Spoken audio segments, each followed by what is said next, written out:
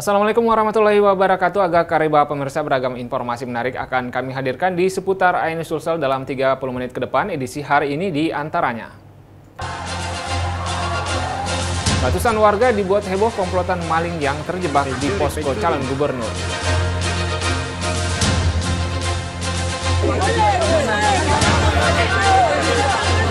Mobil minibus dicurigai membawa uang untuk money politik digerebek warga.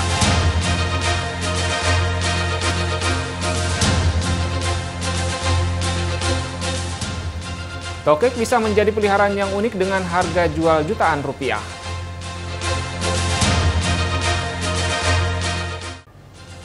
Bersama saya Rusdi Ansor, inilah seputar Ainu Sulsel selengkapnya.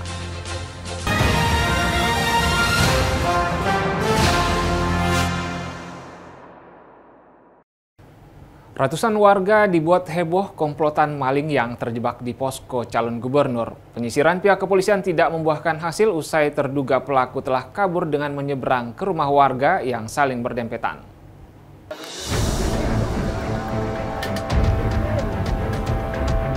Geger, warga dihebohkan dengan aksi komplotan maling memasuki posko pemenangan calon gubernur dan wakil gubernur Sulawesi Selatan nomor urut 1 Dadi Ashar di Jalan Lato Daeng Pasewang, Kecamatan Mamajang, Kota Makassar, Sulawesi Selatan pada Jumat malam.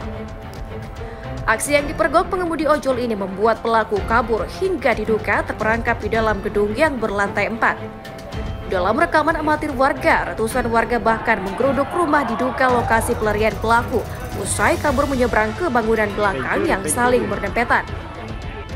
Warga yang mengetahui aksi pelaku berjumlah 2 orang sontak membuat warga berdatangan hingga menyisir setiap lantai posko pemenangan dengan menenteng balok bahkan memanjati rumah warga.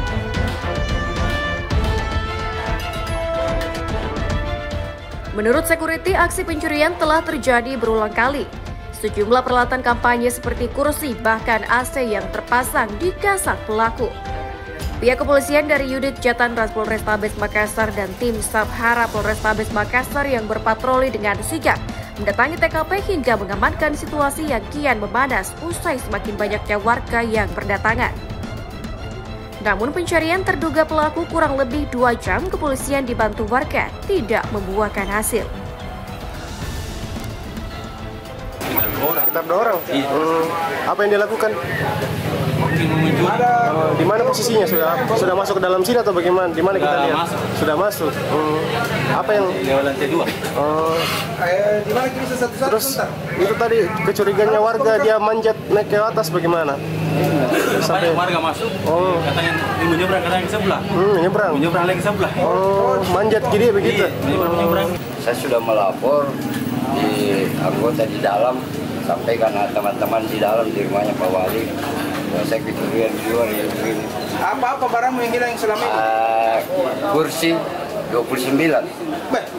Ya. Bukan, anak curi itu kalau 29 kursi. Tapi itu 7 kali Pak, yang ke-7 kalinya dengan ini. Situasi yang memacetkan ruas jalan akhirnya kembali lancar usai sejumlah anggota kepolisian mengarahkan ratusan warga kembali ke rumahnya masing-masing dan melanjutkan perjalanan. Dari Makassar, Syahrul Adiaksa, iNews melaporkan.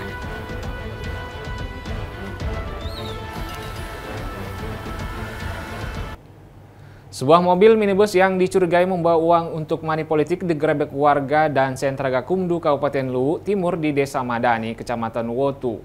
Dari penggerebekan, petugas mengamankan 121 amplop berisi uang tunai Rp200.000.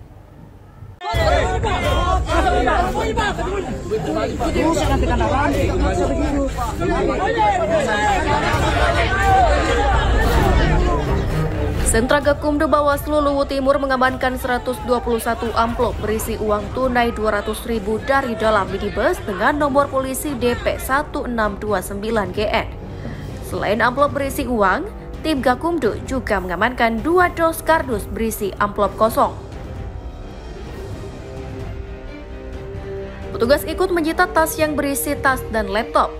Tim gabungan ikut mengamankan baju kaos berwarna merah bertuliskan angka nomor 2 pasangan Budiman Akbar dan lembaran beserta sejumlah lembaran kertas yang diduga data calon pemilih.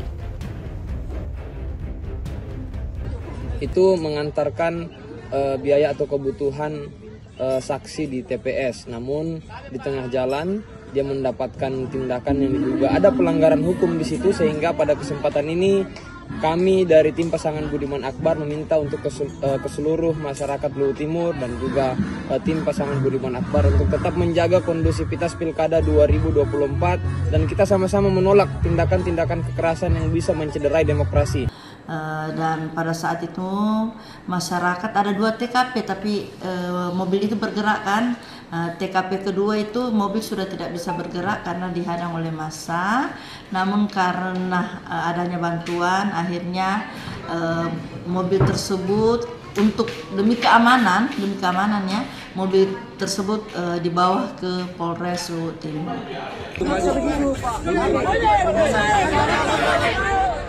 Hingga kini pihak Gakumdu dan Bawaslu belum memberikan keterangan resmi terkait penangkapan tersebut. Saat ini pihaknya masih mendalami temuan tersebut. Dari Kabupaten Luwu Timur, Nasruddin Rubak Adios melaporkan. Fenomena kotak kosong kembali menghantui pemilihan kepala daerah tak terkecuali Pilkada 2024 ini. Tak tanggung-tanggung ada 37 daerah dengan pasangan calon tunggal yang harus bersaing dengan kotak kosong untuk merebut suara masyarakat.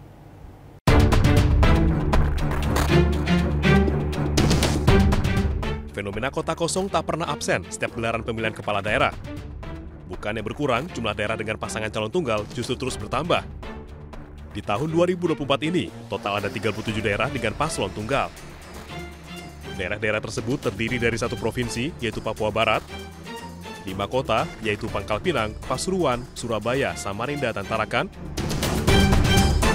serta 31 kabupaten, beberapa diantaranya termasuk Aceh Utara, Bangka, Ciamis, Sukoharjo, Gresik, dan Maros. Kejadian unik terjadi di Surabaya, di mana debat pertama yang berlangsung 16 Oktober 2024 hanya diikuti 1 pasangan calon, yaitu Eri Cahyadi Armuji. Karena tak ada paslon lain, paslon Eri Armuji hanya memaparkan program-program unggulan dan menjawab pertanyaan panelis tanpa ada adu argumen. Sementara di Pangkal Pinang, Kepulauan Bangka Belitung, ribuan warga membanjiri kampanye Pilih Kota Kosong. Kegiatan ini sebagai bentuk protes terhadap keberadaan paslon tunggal yang dinilai tidak memenuhi harapan masyarakat. Uniknya, panitia menyiapkan 3,5 ton minyak goreng yang dapat ditebus dengan harga murah, yakni Rp10.000 per liternya. Tidak hanya di Pilkada 2024, di pilkada-pilkada sebelumnya, fenomena kotak kosong juga muncul. Jumlahnya bahkan terus meningkat. Di tahun 2015 hanya 3 daerah, tahun 2017 ada 9 daerah, tahun 2018 16 daerah, dan 2020 25 daerah. Melawan kotak kosong bukan jaminan bagi paslon tunggal menang. Salah satu contohnya terjadi di Pilkada 2018 di Kota Makassar. Paslon tunggal yang maju saat itu, Munafri Arifudin dan Andi Rahmatika, kalah melawan kotak kosong dengan selisih lebih dari 30.000 suara. Maraknya fenomena kotak kosong dalam Pilkada 2024 dinilai mencerminkan kemunduran demokrasi. Alasannya, masyarakat seakan dikondisikan untuk menghadapi pilihan yang tidak ideal.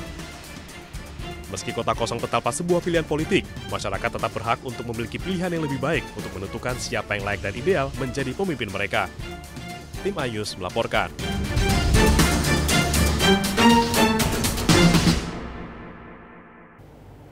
Polisi menggerebek 2 kamar di apartemen mewah yang menjadi markas judi online terbesar di wilayah Kepri. Pelaku yang merupakan suami istri ternyata pemilik 3 aplikasi judol meraup keuntungan hingga Rp1 miliar setiap hari.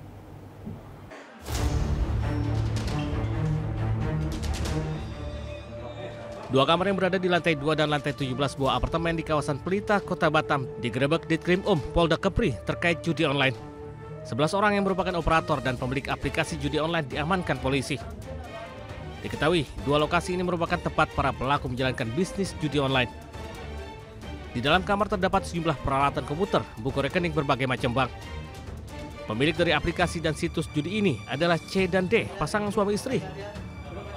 Dalam menjalankan bisnis judinya, kedua pelaku mengelola 3 situs yang memiliki ratusan permainan judi online yang mampu meraup keuntungan hingga Rp1 miliar per harinya. Situs judi milik pelaku sudah berjalan sejak 7 bulan lalu dan terkoneksi langsung ke Kamboja. Pelaku utama merekrut pekerja dari berbagai daerah di luar Batam. Ironisnya, agar para pekerja tidak berinteraksi dengan pihak lain, pelaku pasutri ini melarang para pekerja keluar dari apartemen, bahkan ijazah dan identitas para pekerja ditahan.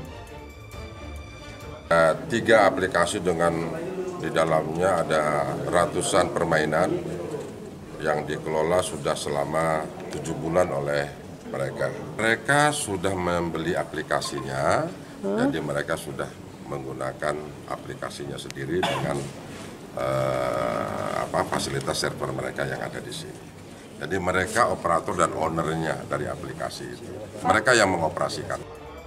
Polisi masih mendalami kasus perjudian online dan mencurigai pelaku memiliki lokasi lain dalam menjalankan bisnis haramnya. Dari Batam, Kepulauan Riau, Gustiono Sanyus melaporkan. Polisi menggerebek salah satu kamar kontrakan di Jalan Kebon Bawang, Jakarta Utara yang dijadikan tempat bermain judi. 2 emak-emak dan 1 kuli bangunan diamankan beserta barang bukti berupa kartu remi, uang ratusan ribu rupiah beserta 3 sepeda motor.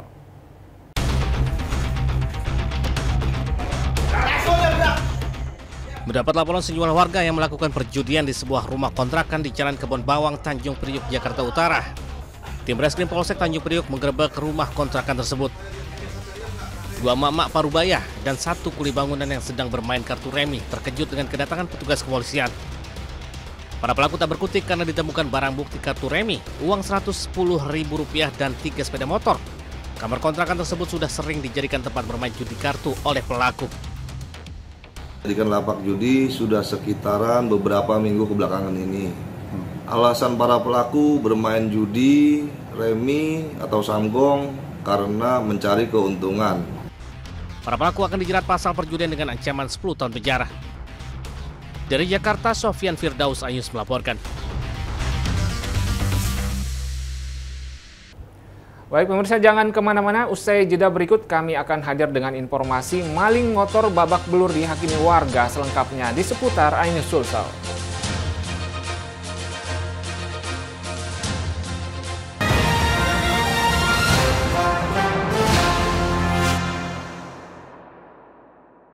Dan cobalah, mari kita semua saling menyayangi dan saling berbagi, dan bersama untuk hadapi bencana, kelak sambut pagi dan cerah mentari.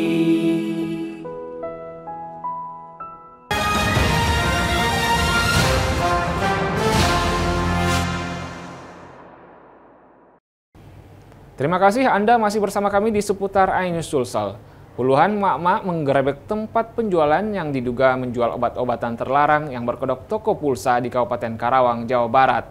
Aksi emak-emak ini terjadi lantaran banyaknya anak-anak remaja yang kerap datang ke toko tersebut.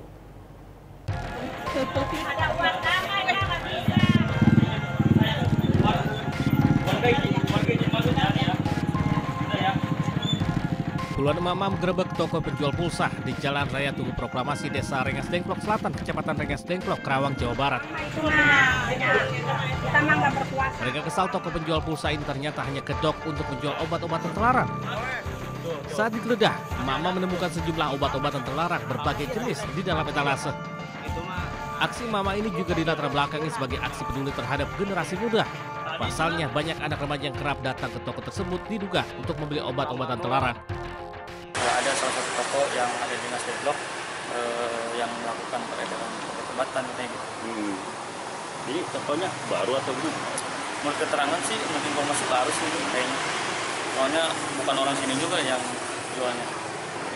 Tadi pas di barang bukti banyak atau gimana? Banyak. Banyak. Kira-kira ada berapa? Setelah melakukan aksi penggerebekan, toko pun akhirnya digembok. Pemilik toko juga diserahkan ke pihak kepolisian untuk diproses lebih lanjut. Dari Karawang, Jawa Barat, Rudi Setiawan Ayus melaporkan. Ada-ada saja tingkah maling HP yang satu ini. Pelaku nekat menggasak 3 telepon genggam milik penghuni kos. Lucunya HP hasil curian disembunyikan di kuburan.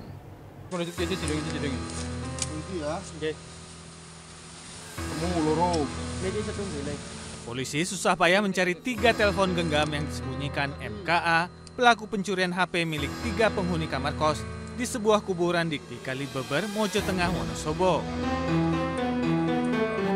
MKA menggasak telepon genggam milik 3 penghuni kos karena tahu situasi dan kondisi sasarannya. Pelaku beraksi memanfaatkan para penghuni kos yang tidur dengan pintu kamar yang tak terkunci. Lalu pelaku menyembunyikan HP hasil curiannya ke sebuah kuburan. Total kerugian yang diderita 3 penghuni kamar kos sebesar 10 juta rupiah. Setelah hilangnya HP, pelaku datang untuk mendata HP-HP yang telah hilang mulai dari kata sandi HP sampai alamat Gmail-nya. Berjanji akan menemani mereka ke polsek pada esok harinya. Namun ditunggu-tunggu pelaku tak kunjung muncul. Curiga para korban akhirnya melaporkan pelaku ke Polsek Mojokerto. Dini hari. Masuknya lewat mana itu? Lewat pintu utama karena nggak dikunci. Satu kos itu teman-teman kamu ikut tidur di kamar kos itu atau gimana? Satu kamar ini. Satu kamar 3 orang. Pelakunya sudah satu langsung kita amankan bersama pelaku juga kami mengamankan untuk yang saat itu disembunyikan di area pemakaman di Sawah Setengah. MKA harus mendekam di sel tahanan dan dijerat pasal 363 KUHP tentang pencurian dengan ancaman hukuman 7 tahun penjara. Di Wonosobo, Jawa Tengah, Didik Dono Hartono, iNews melaporkan.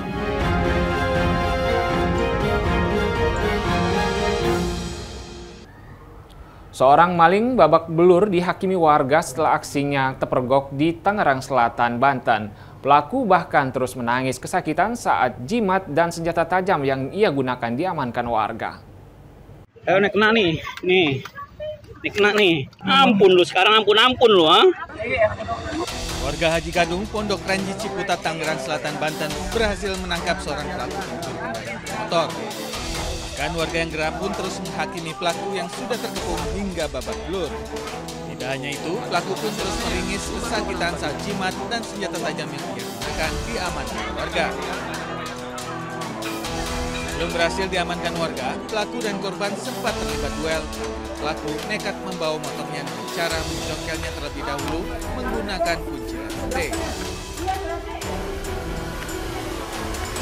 Saya kejar, langsung saya tendang motornya, dia jatuh tersungkur kan. Dia bangun melakukan perlawanan. Ya, temannya kan nungguin di samping sana tuh. Tapi emang karena dia ngelawan ya saya lawan lagi. Yang penting motor saya pulang ya kan, saya nggak mikirin apa-apa tuh. Setelah itu, usai diamankan warga, pelaku pun langsung digelandang ke Mapolsek Ciputat Timur guna mempertanggungjawabkan perbuatannya. Polisi pun kini mengejar pelaku lainnya yang kabur melarikan diri dan identitasnya telah dikantongi. Tangerang Selatan, Banten, Gunung Purnomo, iNews melaporkan.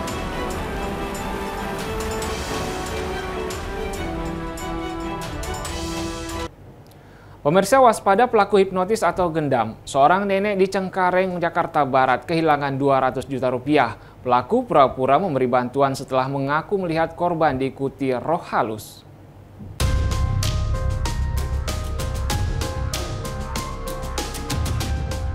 Waspada jika melihat wanita ini.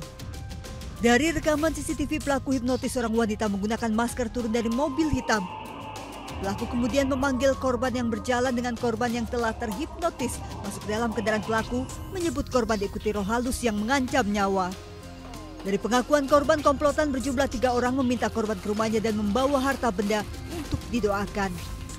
Korban terperdaya baru menyadari menjadi korban hipnotis 2 hari kemudian setelah membuka bungkusan ternyata berisi tisu dan terigu. Korban kehilangan uang dan perhiasan 200 juta rupiah. Udah bawa bungkusannya. Entah kenapa, saya juga enggak ngeh. Dia kasih kembali tasnya yang coklat, udah dia bilang, ibu nih bawa pulang lagi. Dalam seminggu, ntar baru dibuka. Kejahatan dengan modus serupa sebelumnya menimpa lansia di Sunter, Jakarta Utara. Korban kehilangan 500 juta rupiah. Dari Jakarta, Miftahul Gani, iNews melaporkan. Pemirsa, tokek ternyata bisa menjadi binatang peliharaan yang unik, khususnya dari jenis tokek jambul. Tokek jenis ini memiliki motif batik dan mempunyai bulu mata yang harganya mencapai jutaan rupiah. Berikut liputannya.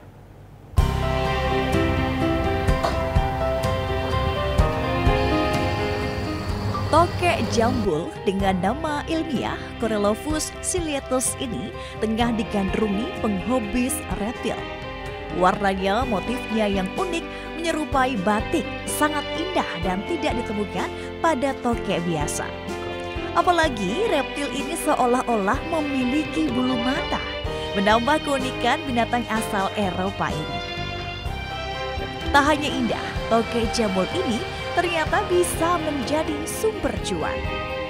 Seperti yang dilakukan Diki Firmansyah, seorang hobis reptil asal Surabaya, Jawa Timur.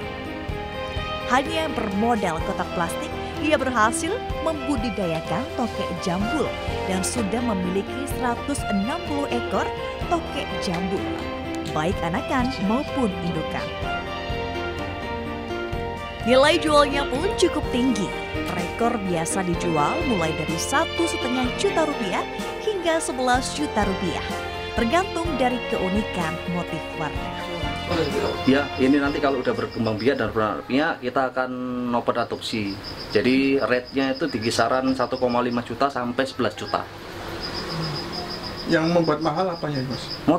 Motifnya. Jadi motifnya unik dan punya bulu mata. Itu kalau udah gede, bulu matanya itu kelihatan panjang-panjang seperti yang dipakai-pakai orang itu. Tokek jambul ini biasanya hidup di kawasan tundra dingin dan kering.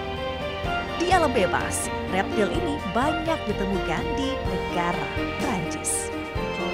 Dari Surabaya, Rahmat Ilyasan, iNews melaporkan.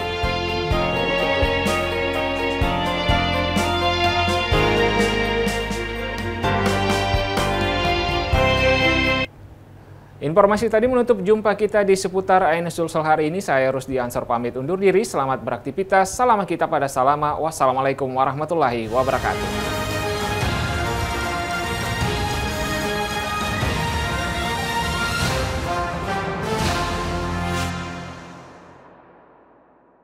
Dan cobalah, mari kita semua saling menyayangi dan saling berbagi, dan bersama untuk hadapi bencana, kelak sambut pagi dan cerah mentari.